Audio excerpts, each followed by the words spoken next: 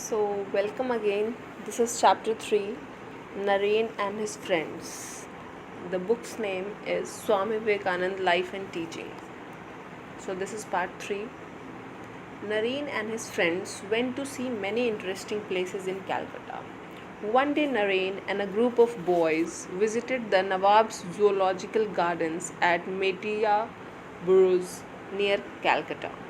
They went by boat.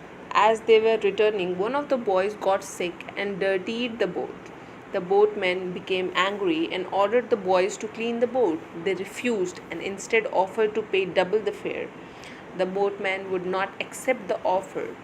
When they reached the ghat, they would not allow the boys to go ashore. They threatened and abused the boys. Naren, however, was able to jump ashore. He found two British soldiers walking nearby and asked them for help. They went with him. They guessed what was happening and shouted at the boatmen, ordering them to release the boys. The boatmen got frightened and at once set the boys free. Once, when Naren was about 11, a British man of war, a warship, visited the port of Calcutta. Many people went to see the ship, and Naren and his friends also wanted to see it. In order to do so, they had to obtain a pass from an important British official. Naren filled in an application form and went to the building where the official stayed. Many people were going in, but the doorkeeper thought that Naren was too young and would not let him go in. Naren stood outside wondering what to do. He saw that all the people were going to a certain room on the first floor.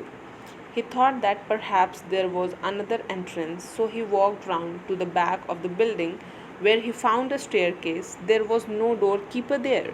So he went up to the first floor. He pushed aside a curtain and found himself in the room where the other people were waiting. He took his place in the queue and the British official signed his application without question. Naren went out by the main entrance. The doorkeeper was surprised to see him leave. He said, "How did you get in?" Naren replied, "Oh, don't you know that I am a magician?" This was hilarious. So, there was a flowering tree in the compound of one of Naren's friends. Naren and his friends used to climb this tree and swing from branches. Naren would hang from a branch by his legs, swing back and forth, and finally somersault to the ground. An old man lived at that house, and he did not like to see them swinging in the tree, for it was risky. One day he called Naren and his friends and said, "Look, don't you know there is a ghost in that tree? A Brahma deity lives there. If you disturb him, he will break your necks. Beware that you don't climb that tree again." This was enough to frighten the other boys, but not Naren. As soon as the old man was out of the sight, Naren went and climbed the tree again. His friends asked, "How do you dare to do that, Naren?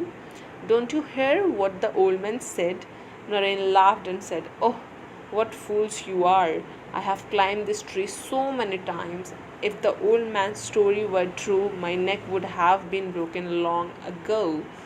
So this was the end of this chapter 3. We'll move ahead with chapter 4, and the title is Naren Grows Up. So thank you. Hope you enjoyed.